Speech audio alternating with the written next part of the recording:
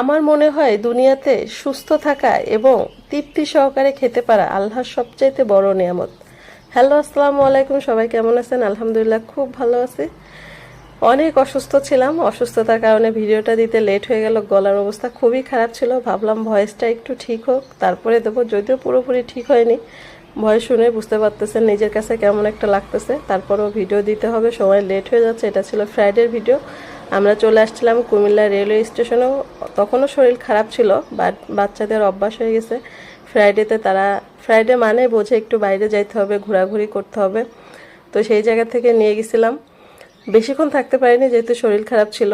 তো এই যে স্টেশনের ওই সময়টা আসছিলাম মোটামুটি। এদিন এই গেট দিয়ে বের হয়েছিলাম, ওইদিকে আরেকটা গেট আছে দুইটা, এই দিকটা দিয়ে ভাবলাম যাই। আর একটু ওয়েদারটা মোটামুটি ভালোই ছিল, কারণ একটু বৃষ্টি বৃষ্টি হয়েছিল, মোটামুটি একটু ঠান্ডা ঠান্ডা ওয়েদার ছিল।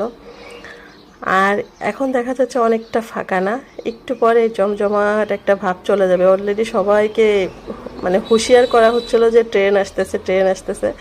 তো আমার বাচ্চা যেটা হয়, ও খুব এক্সাইটেড থাকে যে ও ট্রেনে উঠবে। তো ট্রেনে তো আমরা আর কোথায় যাব, ওইভাবে তো আর যাওয়া যায় না, আবার ফেরত আসা লাগবে। আর এই যে আমরা সবাই অপেক্ষা করতেছিলাম ট্রেন দেখার জন্য। অবশেষে সেই ট্রেন চলে আসে, আর বাচ্চারা খুব এক্সাইটেড। আমার বড়টা তো অবাক হয়ে গেছে যে ট্রেনের উপরে মানুষ কিভাবে উঠলো, এর উপরে কেন মানুষ। তো ওরা খুব মজা পাইছে। আর এদিন খুব সামনাসামনি আমরা ট্রেন দেখছি, একদম পাশেই ছিল।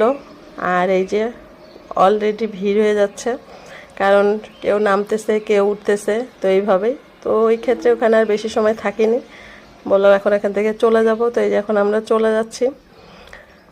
মোটামুটি এইটাই ছিল সেদিন, কারণ ওই যে শরীর বেশি ভালো ছিল না, এই জন্য বললাম যে বাসায় চলে যাব। এটা হচ্ছে এলিট প্যালেস কুমিল্লার, অনেক সুন্দর। যদিও যাওয়া হয়নি এখনও, ইনশাল্লাহ কোনো একদিন যাব। তো এটা হচ্ছে কালিয়াজুড়ি। তো এখান থেকে একটা দধি নিয়েছিলাম, মানে দই, আর কিছুই না। মানে শরীর এত খারাপ ছিল, হাজব্যান্ড বলছিল কি খাবা, কিন্তু মুখে রুচি নাই, খেতে ইচ্ছা করতেছে না, বাট কিছুই খাইনি। ওরা ওদের জন্য, বাচ্চাদের জন্য একটা দই নিয়ে তারপরে এই যে আমরা একটু এদিক দিয়ে ঘুরে গেছিলাম বাসার সামনে দিয়ে। সেই যে পুকুর পাড়টা,